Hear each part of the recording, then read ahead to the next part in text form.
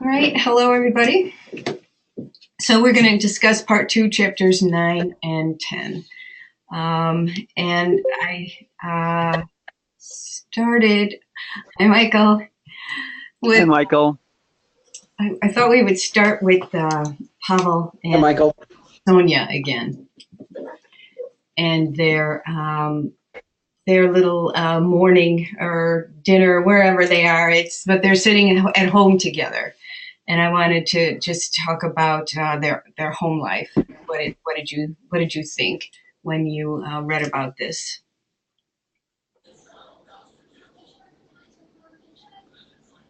Hmm? No, What? I I'm confused. I thought we were discussing chapters 10 and 11. Did I read the wrong ones?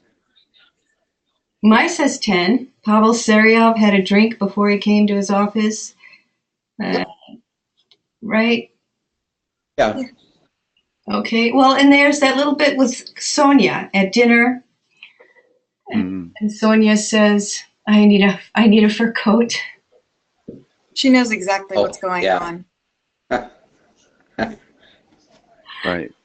Right. Well, Um, so what do you mean, Adele? She knows that he's doing backdoor deals and his speculation business, and she's prepared to use that to get what she wants out of him. Okay. Yeah. Well, that's a lovely basis for a marriage, don't you think? That yeah. I just find it so venal.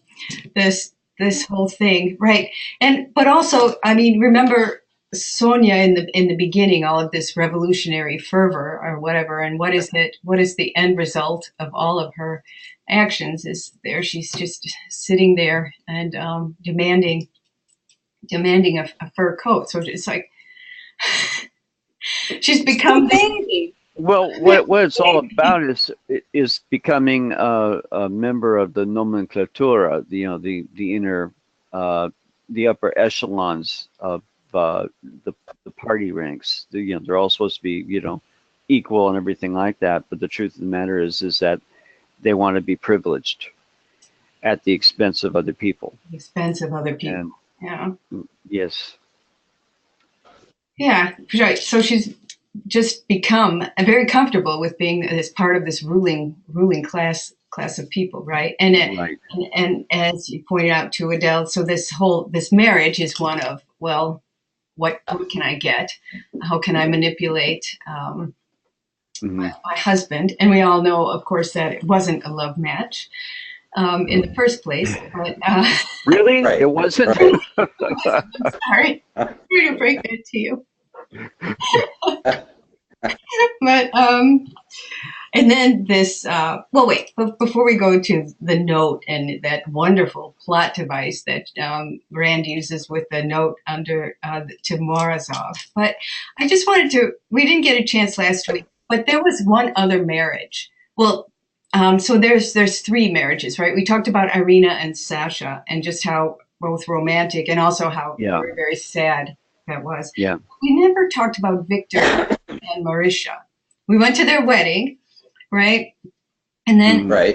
after Victor brings in his sister and Sasha, he is now promoted to this job. And do you remember what happens to that marriage between the two of them?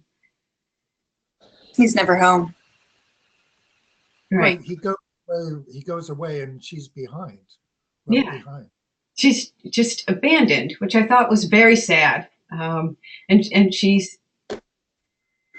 what? Why? He's so awful. There, we have a point there. Yeah, she's probably better off, but she seems very sad. It's written that she's sad, that she's bewildered. But I think she did have Hmm. some. She did Hmm. care for him. Um, but As well she should be, bewildered and sad. and sad. Yes, it's just like, really, is this what it was all about? There was a comedian who died tragically a few years back, Richard Jenny. But I remember he had one really funny line back when he was on MTV back in the 80s, and he said that 50% of all marriages end in divorce. On the other hand, the other 50% end in death. So consider yourself one of the lucky ones. Oh, All right. Well, If it were in America, he'd probably be leaving notes to her saying "gone golfing" or something like that. right. Well, right. So he marries her because he thinks it's going to improve his status. He's disappointed with that, right? So then he has to go and have his sister imprisoned in order to get the job Right. he really wants. And after he does that, then he's all set up. So right, then it finds out he's back and forth. He's in town. He doesn't even call her, and now she's just left there. So again, in terms of relationships, in terms of uh, any kind of genuine feeling, there are no really good examples. No. you know, one thing I was thinking was that in a way, this could be a soap opera, and I don't want to say that it's like it, but superficially it could be. But Rand transcends that, and I think she makes the people feel real and authentic. Even if you don't like the choices that they made or the decisions they're making, she's making you feel a little bit of their horror or their fears or Yeah. the problems going on. So even with Victor, I mean, Victor is so appalling, but if you just kept it on a superficial level, it would be like a bad soap opera. Mm-hmm. You know, tragedies happening and oh, woe is me and that kind of stuff. Yeah, I don't see it so much as a soap opera, actually. Well, I'm saying it's not superficial. Superficially, but I can see it as an opera where you've got two couples, one corner, one part of the stage, and the other, almost like Mozart or whatever, singing duets in sort of in contradistinction to each other. When I first read it, I hated the story arc. And it wasn't a problem with Rand or Rand the writer. It was that I just didn't like where it was going. Get out of there, leave the Soviet Union or something like that. And I was sort of struggling against the premise of the story, which makes it harder to read. But now, there's a kind of a logic of the situations that they find themselves in, and you can see where it's going, and you know why. And that's partly being older and, Wiser. Wiser. Well, yeah, wiser, and then having more of a sense of history.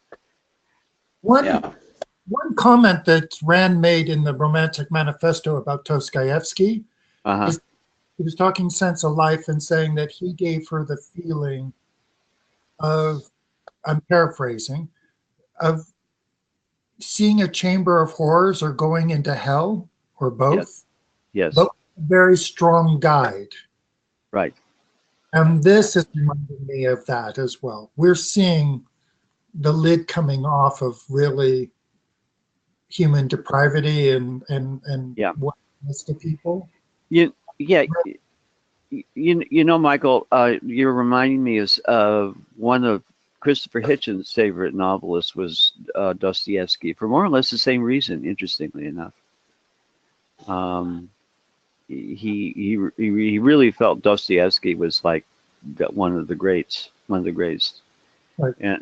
And actually, I think he probably would have had a lot of agreements with her as far as favorite novelists. Yeah. Okay. Well, I think that all of that is very helpful to think about. Just that, right? How everything's completely topsy turvy. The people that you think should prevail don't, and the ones who are successful are. It's not worth anything. So it gives a very interesting, a domestic look, I guess, at some of these of the changes, the political changes, and that's why I find it interesting, because those things are playing out in people's day-to-day life. Yeah, it's like when Rand was talking about the Soviet girls and the Soviet typewriters and everything that doesn't work. These are Soviet marriages. Marriages, yes. Right. Yeah.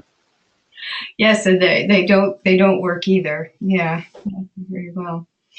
Okay, well, let's go then to this incredible part of chapter 10 then, which is the Timoshenko and his discussion with Morozov, however it's pronounced, which is just a brilliant bit of fiction and of writing. And just wanted to hear what you had to say about this guy, right? So we know he's already gone to see Andre, sorry, right? And he's disillusioned. And now here he meets up with he's drunk and he meets up with Morozov in the tavern. One interesting thing that I find with Rand's writing is the first paragraph in that section. It's the European roof garden with the ceiling of glass panes, and it's a black void oppressing them. Well, I'm paraphrasing. Yeah. That. And what I find interesting is that was the most glamorous place of the 10. And so depending on who's participating and what mood they're in, they're seeing things kind of differently. And I'm surprised at how Rand will take the most glamorous place and make it seem horrific. And Yes, I noticed this too, and it's amazing. She'll take something like that and then put in a few descriptive adjectives which are in complete opposition to what you would expect. Right. And I think this is the same tavern that Kira and Andre go to and have a wonderful time, and yet these two guys are just. I'm sorry. I think it's a lot like Dagny's coming out party in Atlas Shrugged, where she's talking to her mother and she says, "I was disappointed because it's the people expected the place to elevate them rather than the other way around." That's a good point. Right, and so we are definitely brought down to earth in this. In this particular story, right? But in more ways than one, Mary. More ways, but it is interesting because it is the best place in town, and of course Morozov is there, right? Because where else would he be? And Timoshenko is there too, right? And so what's going on with him? He's off there to also, he's under pressure to get some money. Morozov is. Yes. Yeah, Morozov. There with and somehow he ends up with money, but we never know how he got it. Well, he talks about dining or going to visiting like 5 tables, and there were men at the tables giving, but no details about what was. Yeah, what did he promise those 5 tables to get the money? I mean, he obviously made some sort of deal, free food or something. Yeah. Well, and everybody knows why why he doesn't have the money, right? It's because Leo and Tonya spent it, gambled it away, right? Yeah. And everybody knows why Pavel needs the money right now, because Yeah, to pay Pavel. Pavel to get that fur coat. So, Yeah. right. Yeah. So we've got everybody who's just feeling strapped. But yeah, this is like a gangster movie at this point. They're just the way the how people are motivated and the way they're acting. But Yeah. Right. and then there's this sort of voice of reason, this innocent or not innocent really, but very knowledgeable voice that comes in with Timoshenko, and I thought it was incredible for first of all because, and we talked about this a little bit yesterday with in Fountainhead. When, Precipitation has been detected near your selected location. Sorry. when It's raining here. okay, when Tui, admits to what everything that he's done. If it had been someone else saying those things, it might not have been as credible. But the fact that Timoshenko comes in now and explains exactly what the revolution was and what it was all about is very credible. It can't be Leo. Can't be Leo in his rage, and it can't be Kira going, "Come on, we can do this," and it can't even be Andre feeling betrayed. It's got to be. I think this voice is the most credible one. And I also thought it was fascinating that she really does get the idiom there. He sounds like the kind of guy that he is, but he has the most this incredibly insightful and an intelligent analysis that he is making. And I also thought it was fascinating that just that sense of when he's talking to Pavel, that question, how did you get us to do it? And I was wondering what you thought about that.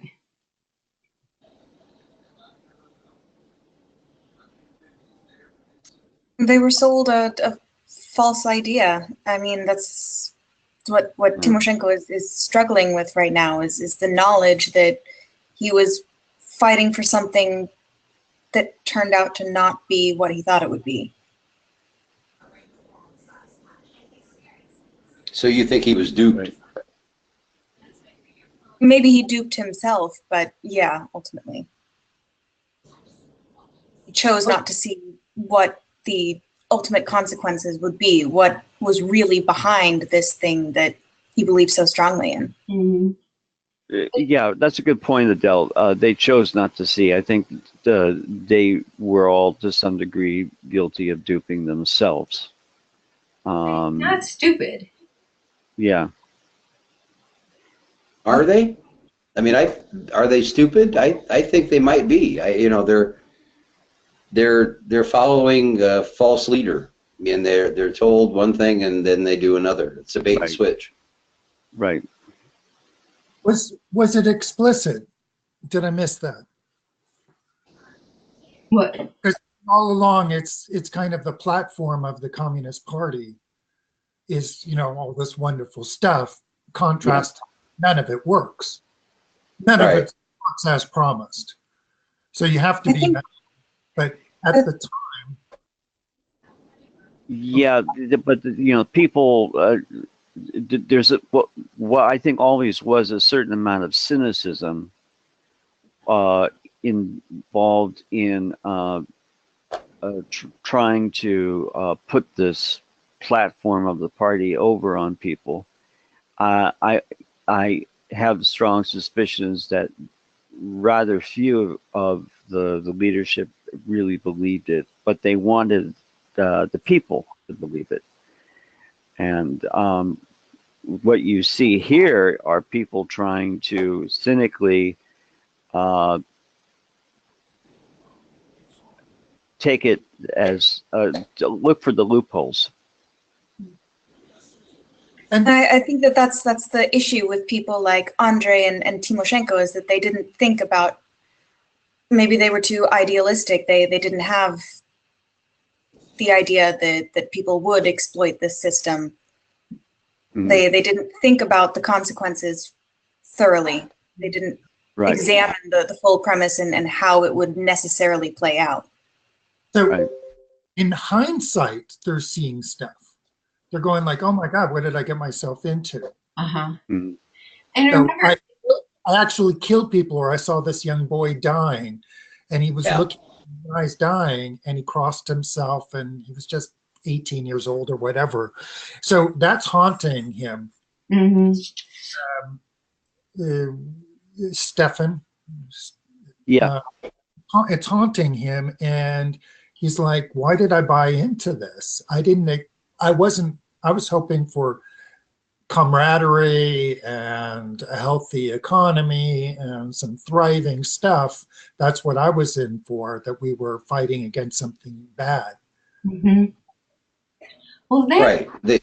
I think everybody was trying to fight against the bourgeois that had all the money, and they didn't think that was right. So they wanted to try to level the playing field, and in doing so, created a society of nothing but poverty and death. I mean, it was bad. I think how chilling this is. I mean, we met Timoshenko earlier. I remember when he gets Leo and Kira off the boat. And then it turns out that he fought with Leo's father, the admiral. And he has a respect for him. And then for Leo, he helps get Leo out, right? So we know that he's not a monster. And I think that's a critical point here, that he's not a monster. Andre is not a monster. And yet they were convinced to murder. That they were convinced that murdering people, getting rid of them, mowing over their town, taking everything away from everybody, would be the way to achieve their goals. Yeah, and I think that's what she meant when she said that, or words to that effect, that the collectivism was a monstrous idea. And it calls to mind Nietzsche's quote that the state is the coldest of cold monsters. Huh. People forget he said that, but he did. And that was predated, ran by, I don't know, 10, no, more, almost 100 years. It's a very good book by H.L. Mencken, where he isolates the philosophy, particularly the political philosophy of Friedrich Nietzsche. What he interpreted as I haven't really gone into Dr. Hicks's more informed analysis, is that he believed in something like a strictly limited government, like Herbert Spencer and Ayn Rand later came to champion. I'm sorry for the irrelevance, but it just sort of evoked that for me. So, Okay. How are you, Lindsay? I'm doing well. Thanks. Well, there's this almost Toohey-like monologue that Timoshenko gives I'm on page 391. He says, "I wouldn't mind it if we had been beaten by a tall warrior in a steel helmet, a human dragon spitting fire, but we are beaten by a louse, a big, fat, slow, blonde louse. Ever seen lice? The blonde ones are the fattest. It was our own fault. Once men, we were ruled with a god's thunder. Then they were ruled with the sword. Now they're ruled with a primus." yeah. Yeah. And I think there's also the part about being chained by their rectums. Yes, Which- yes. We were Yeah. out there, right. The men had orange chains on their necks, on Yeah. their wrists, and on their ankles. Now they've been chained by their rectums. Only you don't hold heroes by their rectum. It was our own fault, he says.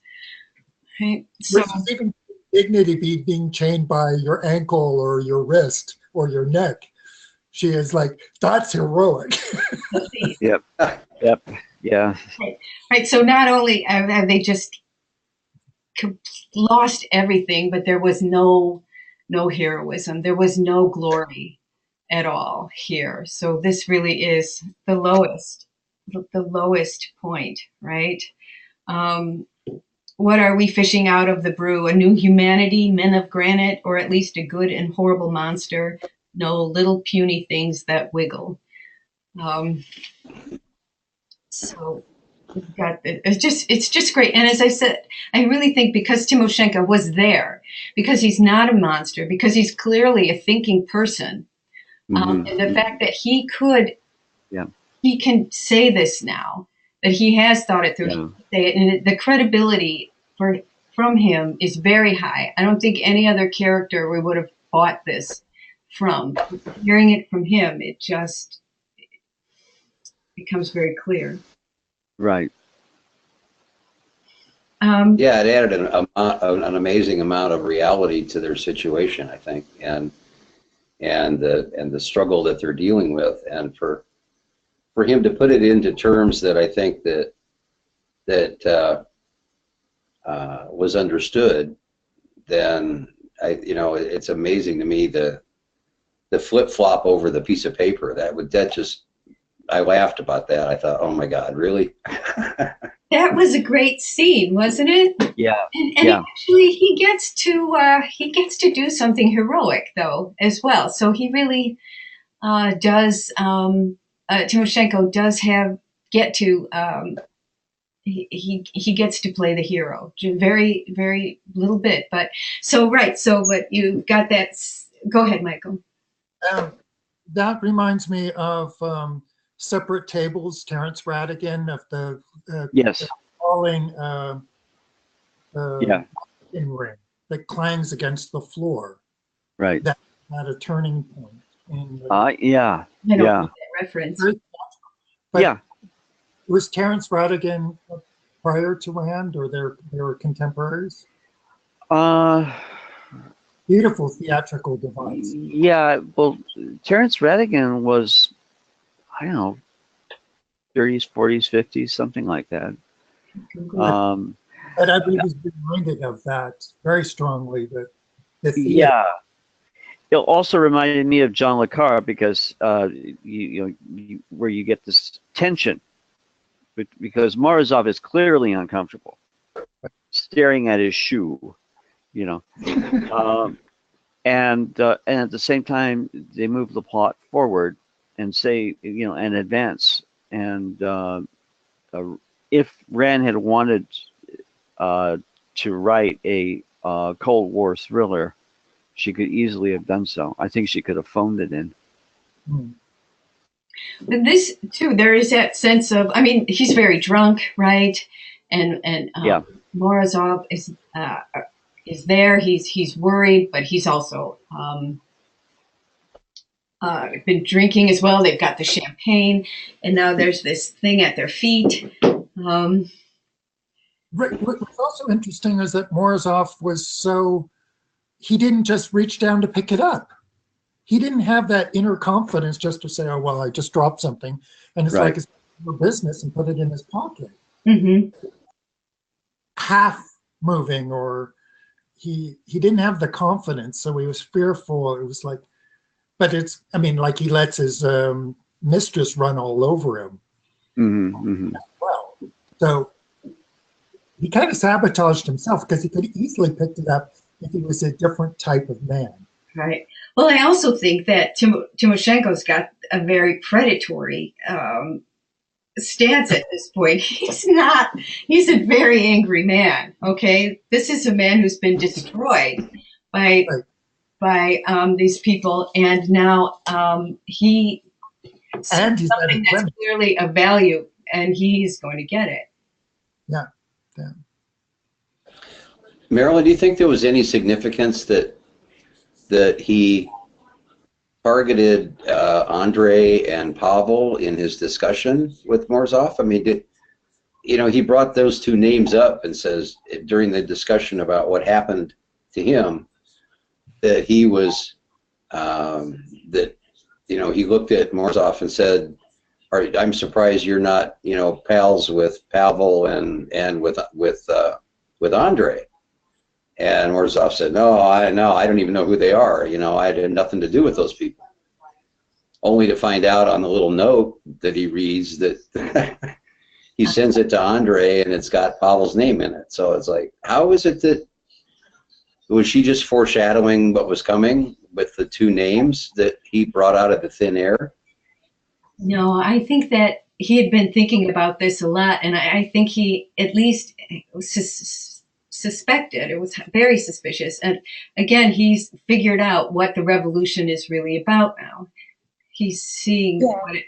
Go ahead, Adele. To him, people like Victor and Pavel represent the betrayal of the party, everything that he didn't want the revolution to become. Yes, and I think he's thinking,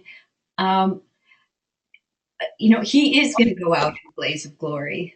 He's going to, he's obviously going to let people know about his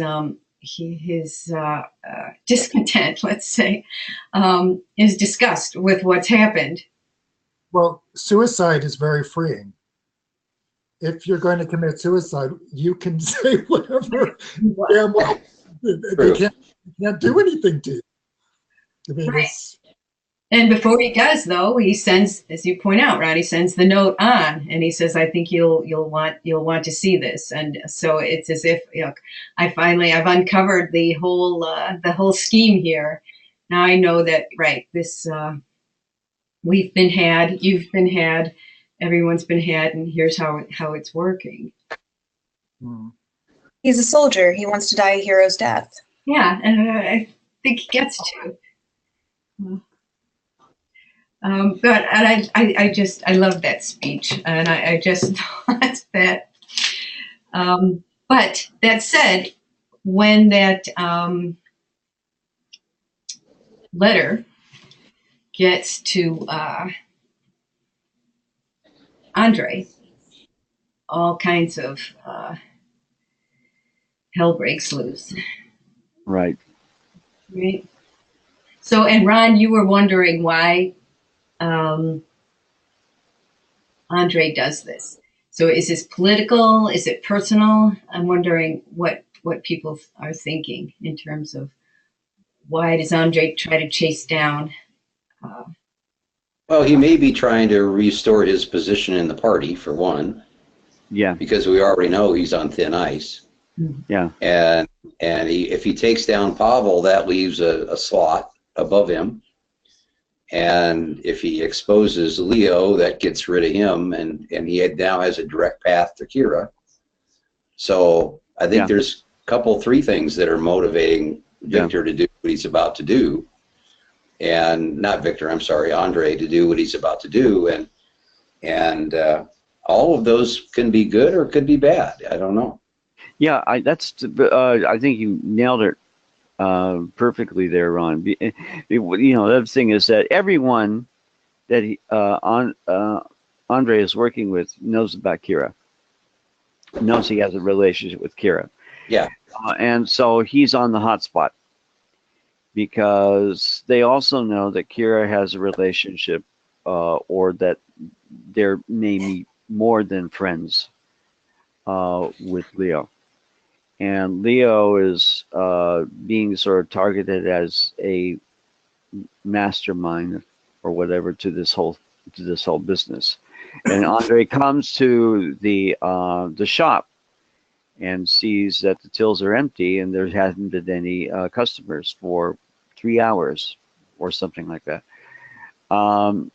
And he's already smelling a rat, which is why he goes and asks point blank questions at Kira, who is clearly uncomfortable and doesn't want to answer them. including the one, what does Leo mean to you? Yeah. And, you know, my response Of which she would have been, refuses to Leo answer. who? Leo? What Leo? Yeah, who? Leo who? Um, Lindsay, did you have anything you wanted to add about that? No, I don't think so. I mean, I agree. I think that, you know, Andre is doing what he can do with that information to try to protect himself. But, you know, obviously, I appreciate how at this point in the story, like everything is starting to really come to a head. Like the suspense is kind of building, I think, in terms of I don't know how this is going to shake out. One thing I thought was very interesting about character is the opening of chapter 11 with Pavel getting it with a typo and crumpling it up and throwing it at his secretary, and then dismissing all these people that traveled hours to meet him or talk to him, and what an asshole he is, and how he loses composure. He has no composure at all. And it was an interesting lesson that I got from my mother as a young kid on the tennis courts, is to go see players losing their composure. He pointed that out. This person's losing their composure. Look what happens to them. And so I thought at Rand it's very interesting as showing how, well, this guy doesn't have the internal markings, but it's also part of the corruption of the system. It's not in your interest that the system is going to be turning you into a horrible person. Yes. Right. I also Right. think that, you know, there's that confrontation between Kira and Andre later in the chapter, and where you really do get a sense that Andre has killed people, and where that part comes out of him, where you realize this is a man who will kill, who will follow through on that. And that's kind of why I disagree about Andre's motives. I really don't think that he's pursuing his own interests at this point to regain his position or to secure Kira. I really think that he is thinking about it from his ideological perspective to see once and for all, is this really what it was supposed to be? Is this really what I believe? Is this the party that I killed for? I tend to agree as well with that. I think that he has not lost any confidence, but that he's testing this to see if this is really it. He still firmly holds to all of those principles. Yeah, following that train of thinking, then you could almost say that Andre sees Kira as more than just Kira. He sees her as freedom and a different way of being. And that's part of the attraction, a big part of the attraction. And so it may be that he's holding her off, putting her in a separate place. He does not want to hurt her, but he's a good party member, and he has to do what he must, even if that means arresting and or killing Leo. Right. I think he's slightly pragmatic. He already wants to leave. He already knows the system is corrupt. He's already seen everything that's going horrible. Friends dying, starving. He knows that it doesn't work. He knows in his heart it doesn't work because he's already sensing, I want to leave this place with you. Yeah, I think he at least has doubts. Like he's torn between the two ideas and he's not really sure, I think, which one. I mean, because one he's dedicated his whole life to, and the other one is pretty new and also, you know, kind of in the guise of this woman. And so, you know, what do you trust? Do you trust the thing that you've done your whole life, or do you trust this other new idea that seems dangerous and that obviously presents dangerous circumstances for you. And so, you know, I can see why it's difficult ultimately to abandon something that you really have dedicated your life to. Yeah. Yeah, he's started down this path, and now he's come to the crossroads, and now he has to decide, and this is the deciding factor for him. And so all these ingredients, but I think that's masterful of Rand. Just putting these ingredients like, is he motivated by Kira? Is he jealous? Is he a jealous lover? Is he fighting for the good? So she's like hammering him from all sides. Yeah. And we don't see which, you know, how he's gonna, what direction he's gonna take, or if he's gonna pop Right. and look. Right. Right. Because, Well, yeah, and he can't hold both those positions. He can't love Kira and want to be a capitalist and be devoted to his life's work. And now he seems to want to Yes. expose one or the other somehow. Contradictions do not exist in reality. If you hold a contradiction, check your premises. And Yes. this is at the point where, yeah, Check, please. Yeah, there's a lot of checking going on here. Oh, God. Well, and go that's, ahead. that's another level of her depth as a writer. yeah, Her depth as a writer is that these are not superficial issues, and she's illustrated this character living and breathing all of it. Mhm. So yes, we identify yes. with the problem. So we're going like, I don't know. What's he going to do? Right. And I think it's quite masterful and not easy to do.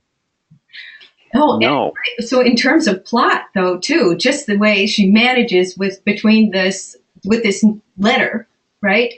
And then losing the letter, and now reading the letter again, right? This letter's been in three different hands. How much has been how much has changed, and how much has been exposed with this plot device. It's just very well written in that regard. Marilyn, why do you think it is that Pavel didn't want the money from Mornov? I mean, what motivated Pavel to tell him, you know, that he calls and says, I owe you the money, and Pavel says, I don't want the money, you can keep it. What was the motivation for that, do you suppose, from Pavel's point of view? I think everybody's worried about being caught now. And they got to close up the business, and everybody's all of a sudden worried that with that letter, that's evidence of corruption. Yeah, any detective is going to follow the money trail. Yeah, that's true. Yeah.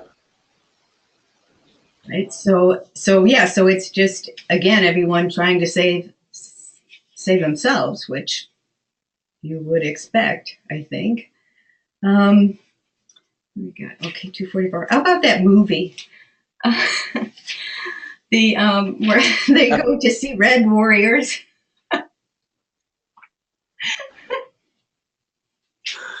We're piling it on.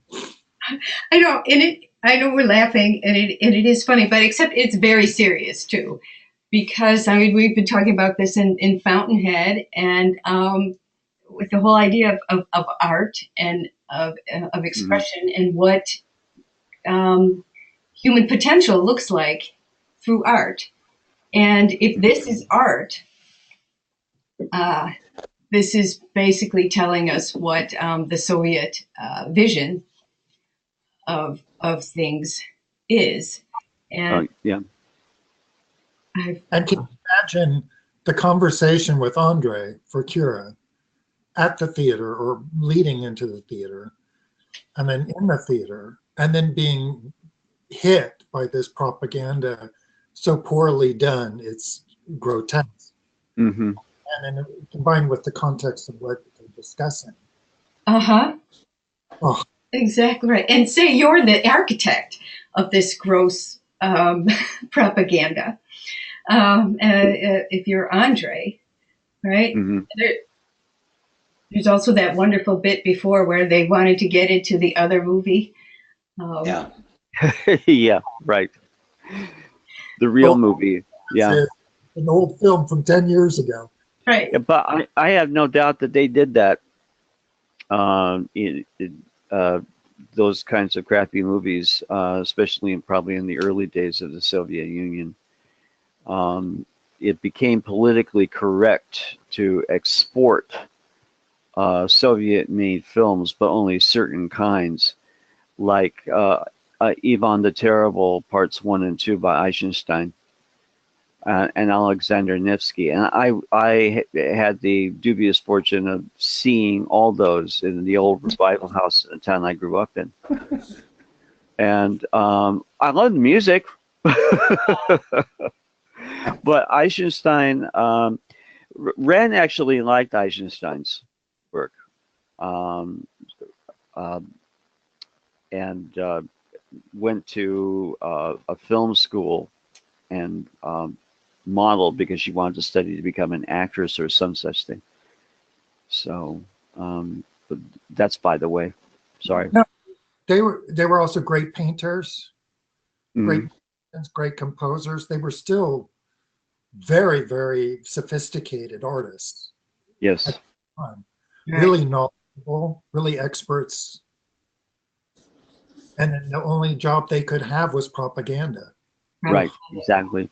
Co-opted, as I said, by the state. Well, there's that sign on the wall, right? Of all the arts, the most important one for Russia is the cinema. Yes. But the irony, of course, being that no one is in that movie theater, that they're all in the other one. But then, right, Michael, as you point out, just that that counterpoint with this conversation's going on, this horrible movie is out there that has been, invested in by the Soviet government as to be really the voice of the new the new way, and it's got there's no plot. There's just mobs and boots, things. Boots in a mob in patent leather boots danced in a gaudy brothel amid broken bottles and half-naked women who looked at the camera. And then the spirit of our red warriors flamed with loyalty to the proletarian cause. I mean, it looks like they just took random shots of things and then slapped slogans on them. Okay. An interesting thing that I've been experiencing with both this and the Fountainhead, I've been feeling really, really sick.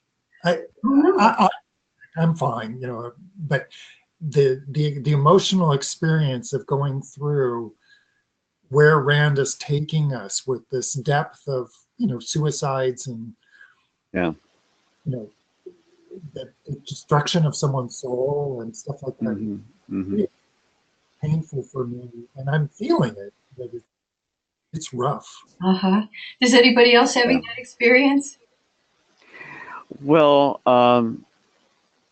yeah, to some extent, I do. I'm diabetic, so I can't take out the port. But the razor blades aren't far.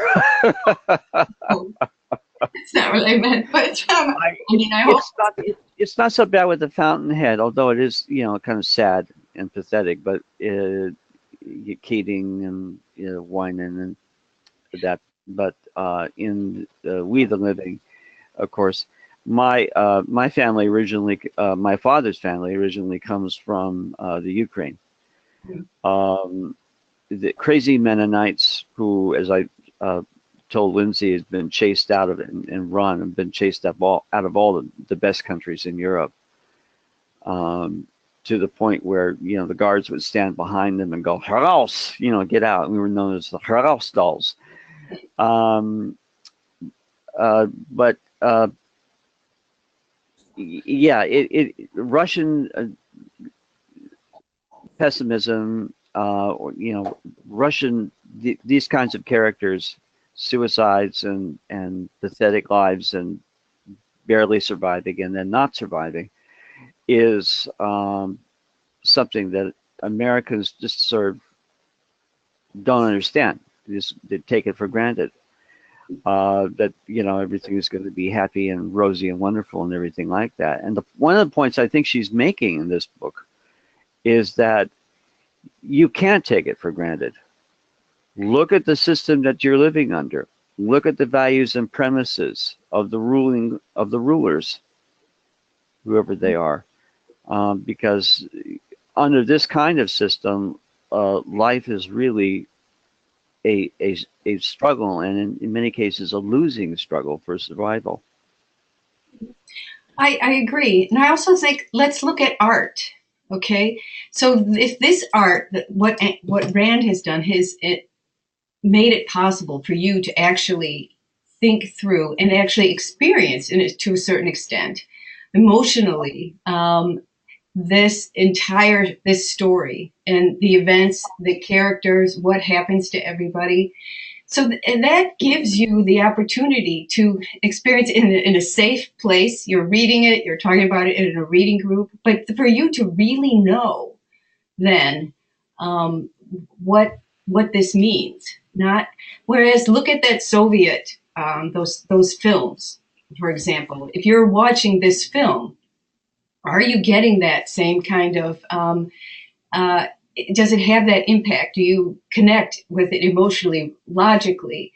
No. So you don't know. This movie sounds. I can't tell what it is. It's just right. And so there's no way for you. But again, as Tui would point out, that's a strategy as well, right? To keep people not knowing. Is as much a strategy for control, whereas here you have the benefit of self control, of reading this, of learning these things, and being able to, as you say, identify. I think you brought that up a couple times, Michael. Right. But in terms of just how she views art and how she follows through on that, it's really very well done. Yeah, well, art is a great healer and a beacon of hope, but it isn't very inspiring, if you define art in terms of postmodernist crap. But if you're looking at a Michael Newbury painting, or if you're looking at a Rembrandt or Da Vinci, or if you're listening to, yes, Tchaikovsky and Rachmaninoff, and I love those composers too, but also Beethoven, and it's a great saving quality, and it provides moral inspiration as well. And what's gotten me through this past year, I won't go into details because it's not relevant here, but what has gotten me through the last year, which has been very, very rough for me personally, has been art, and including the novels of Ayn Rand. Mm-hmm. And brought up many times here, she's still widely read. Yeah. And so I think that even though you might hear that this kind of art is old-fashioned or not really, it's not done anymore. You can see that there are still. This makes a genuine connection. Well, it's powerful and very, very well written as far as we're experiencing these things. Mm-hmm. Yes. Yes. Characters, and they have a psychology that feels real to us, and they have psychology. So her skill at writing is very good. Where I just saw a Marvel thing, and the woman in the prison just reached over and took the keys from the police officer sitting at his desk. Mm-hmm. It's so unreal. Right. It's so unrealistic that, because he was just sitting at his desk and he wouldn't be sitting next to these criminals. Yeah. Yes. The writer or the director or the actors, just no one stepped in to say, this isn't going to live in time. Yeah. Yeah. Well, that's why We the Living has always been my favorite of Ayn Rand's books, is because it's so real, it's so beautiful, Yeah. and it's so sad, and it makes you feel like you're there. You're going through what these people are going through, and just seeing Kira struggle to survive, to live, to Yeah. have that sense of life in this desperate situation. It's just heartbreaking, and I would almost agree with that, because when I first read it, I would have said exactly the opposite, because it's just so damn depressing. Where are those razor blades, you know? But as I've said many times, it's an entirely different book for me. It's a revelation in the sense, because the writing is top notch. You look at the bestsellers out today, the fiction bestsellers. Some of them are good, some of them are okay, and there's a lot of them that are crap. And the ones that are crap are usually just looking at naturalist situations in the pejorative sense, and it's about really, really trite relationships and meaningless relationships, and it just simply go nowhere.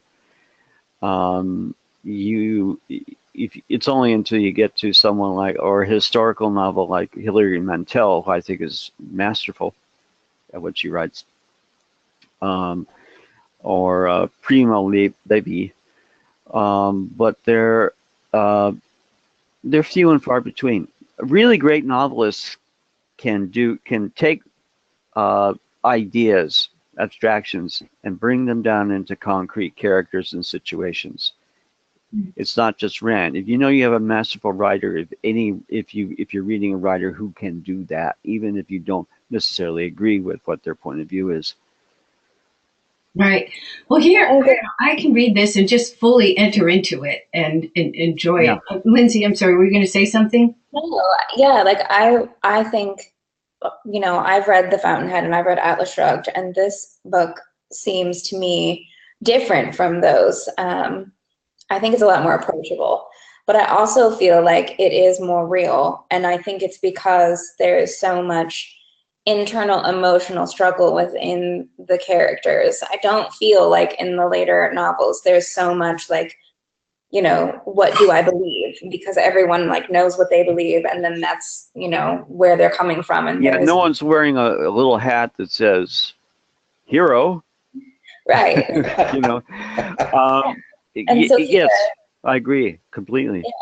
I mean, I think for me, as the writing that I do, and maybe this is just the sort of poet that I am, where I used to teach a high school writing workshop, and I used to joke with the other instructors that all of my kids would end up wearing little buttons that said "Art is Suffering." But to me, all of the most meaningful art is doing that, right? Like, it's taking the suffering that we have and those dark parts of the human condition, and sharing that with the world. And we like art, we gravitate toward that because that's how we know we're not alone. So in the things that we read, I think the things that are really meaningful are all of the things that contain things that we don't want to say, or things that we're ashamed that we have felt, or things that we're maybe regretful that we've done. And I feel like this book has so much of that in all of these people. Everyone has done something a little shameful and also something admirable. So that to me is, what I've really connected to. So I appreciate the level of suffering in this, because I feel like this is what is elevating it to me, to make something that is really meaningful that I would remember and connect to. I just came up with a back of the head reference. I don't know if anyone remembers the Goon Show that was on radio with Peter Sellers, Harry Sickenby, and Spike Milligan. They would play practical jokes on each other, and so one day Peter Sellers shows up at the doorstep of Harry Sickenby in London, and he's wearing nothing but a bowler cap, shoes, and a big umbrella because it's raining. And he looks at him straight face and says, "Have you a tailor?" All right. No relevance whatsoever. I'm sorry. We'll leave it just there. All right. But I just want to remind you, so for next week, we're going to do the 3 chapters, and then the 3 chapters, so that we can spend the 17th final meeting talking about the movie. Okay, so is anybody Okay. had a problem with seeing the movie or screening it or any unwillingness? Everybody's okay with that? I haven't tried yet, but I'll work it I out. actually screened it. You can stream it like Marilyn did, or you can get it online Buy it. from Duncan Scott Productions. Just go on Amazon. Oh, I could only find it. Well, I thought these people had the rights to it, but the world changes every day. Anyway, all right, so I'm going to end the recording now.